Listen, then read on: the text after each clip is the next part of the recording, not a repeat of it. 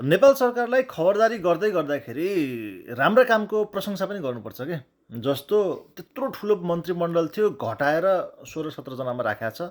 एकदम राम्रो कुरा हो कि जति थोरै मन्त्री भयो त्यति धेरै सेवा सुविधा होइन, राज्यको जुन ढुकुटी छ त्यो त्यति बच्ने हो। सही कुरा छ। त्यसबाहेक चाहिँ सरकारी कर्मचारीहरू हेर्नुहोस् त, पहिला कति ढिलासुस्ती हुन्थ्यो कामहरू, अहिले फटाफट काम भएको छ होइन, समयमा आएका छन्, कामहरू फटाफट गराएका छन्। यिनै कर्मचारीहरू नि त पहिला हामीलाई दुःख दिने, 2 नम्बर कोठामा जानुहोस्, पछि आउनुहोस्, खाजा खाने समय भयो भनेर भन्ने।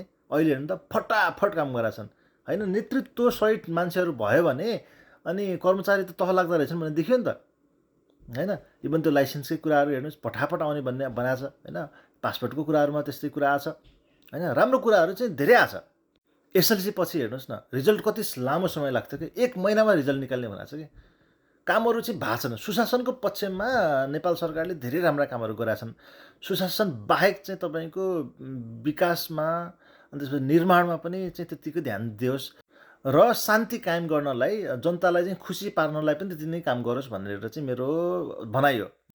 जस्तो चाहिँ सुकुम्बासीको समस्या चाहिँ उनीहरूले चाहिँ समाधान गर्नुपर्छ कि होइन। अब उनीहरूका घरसर भत्काइदिने कामहरू चाहिँ मलाई ठिक लागेको छैन है। अब काम गर्दै जाँदाखेरि राम्रा काम र नराम्रा काम त दुवै नै हुन्छन्। तर सरकारले राम्रो काम गर्न चाहँदा चाहँदै पनि यतिखेर चाहिँ अब यो महँगी चाहिँ असाध्यै बढा भएर सरकारको चाहिँ चौतर्फी विरोध भएकै हो। अब यसमा चाहिँ अब इरान र अमेरिकाको द्वन्द्वको कारणले गर्दा चाहिँ हो, हामीले बुझ्छौँ होइन। तर यसलाई चाहिँ सहुलियत चाहिँ गर्नै पर्ने हुन्छ कि। अब नेपाल सरकारले जति नै राम्रो काम गर्यो भने पनि अब यो द्वन्द्व चाहिँ लामो समयसम्म गयो भने हामी त घुँडा टेक्नुपर्ने अवस्था आउँछ क्या। त्यो भएर नेपाल बन्नलाई नेपालको अवस्था मात्र राम्रो हुनुपर्छ भन्ने हुँदैन रहेछ कि होइन। अन्तर्राष्ट्रिय अवस्थाहरू पनि सुध्रिँदै गयो भने चाहिँ नेपाल होइन एक राम्रो ठाउँमा पुग्छ।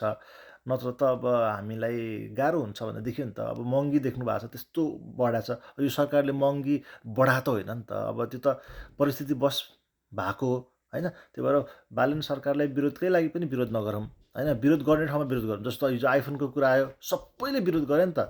अब आइफोनबाट ब्याक भयो नि त उनीहरू होइन। त्यो मन्त्रीको केसमा तपाईँको अनि विरोध गऱ्यो नि हामीहरूले होइन। मन्त्रीले चाहिँ आफ्नो श्रीमती हाल्ने भनेर भन्दाखेरि मन्त्री नै ब्याक भए।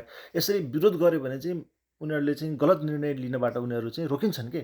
नत्र पर्खिनुपर्छ 5 वर्ष हेरौँ न, हेर्छ 5 वर्ष। प्रत्येक दिन विरोध गर्नुपर्छ। प्रत्येक दिन उनीहरूले जे जे गल्ती गर्छन् नि खबरदारी गर्नुपर्छ, अनि मात्रै यिनीहरू सचिन्छन्। नत्र तपाईँको मैले भन्छु नि, नेताहरूलाई टाउकोमा हाल्यो भने मुद्दिन्छ यिनीहरूले होइन। यिनीहरूलाई चाहिँ बेला बेला यिनीहरूलाई चाहिँ सम्झाउनुपर्छ है। धन्यवाद।